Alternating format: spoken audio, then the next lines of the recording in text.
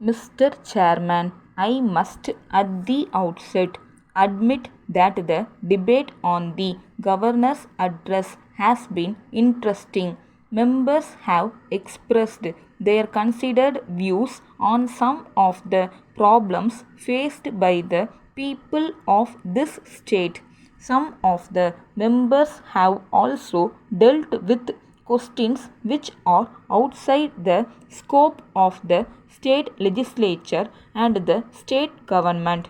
But I know that those questions are also very important from the point of view of the people of this state. I shall now refer to the views expressed by the members on the recent cyclone in the southern districts of this state.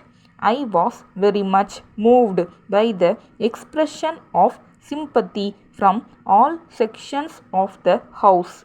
This cyclone has overtaken us very suddenly, and it is no doubt a matter of great concern to all of us. I am thankful to the members who have given suggestions for the short term and long term measures that are to be undertaken in order to give relief to the affected people. I am particularly grateful to those who have given a number of suggestions to prevent the repetition of such a calamity in future.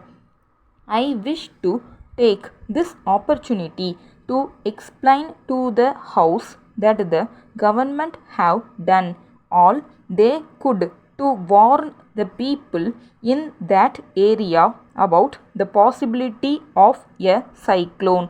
The concerned officers had also taken all possible and necessary measures.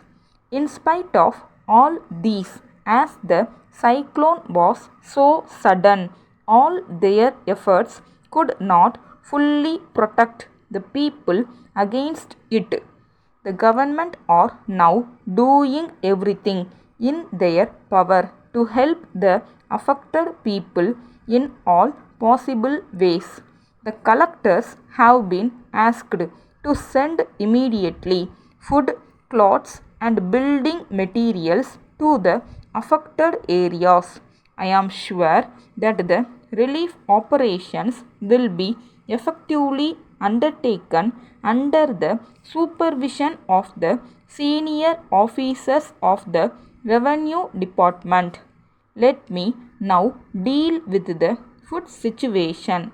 In the first place, we know that there is an overall shortage of food grains in the country.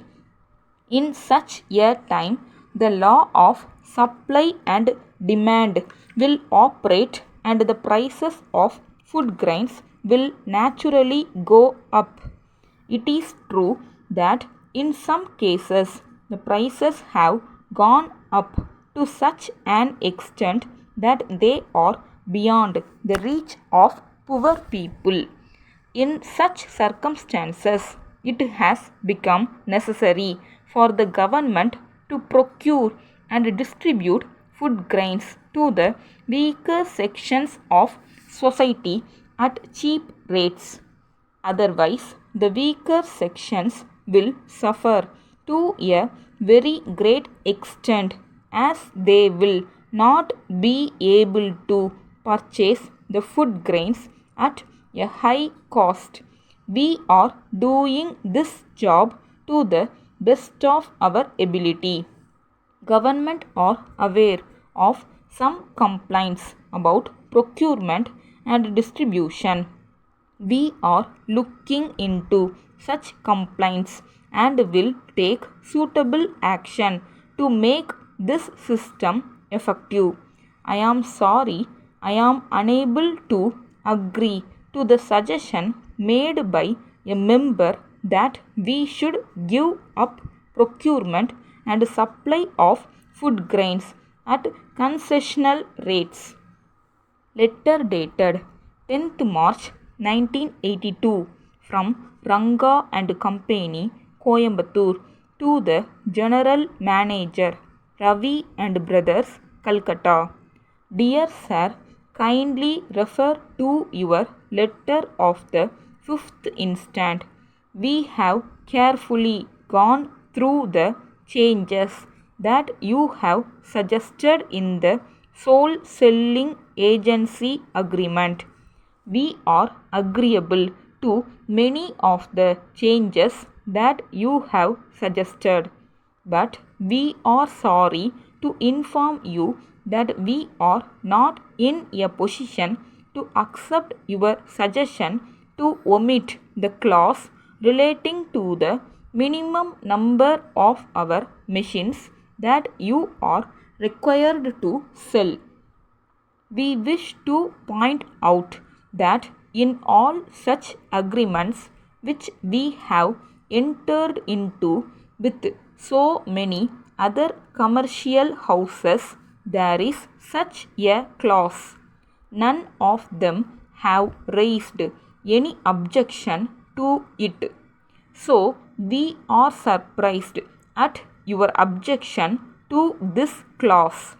We also consider it necessary to inform you that in any such agreement the provision of such a clause is absolutely necessary.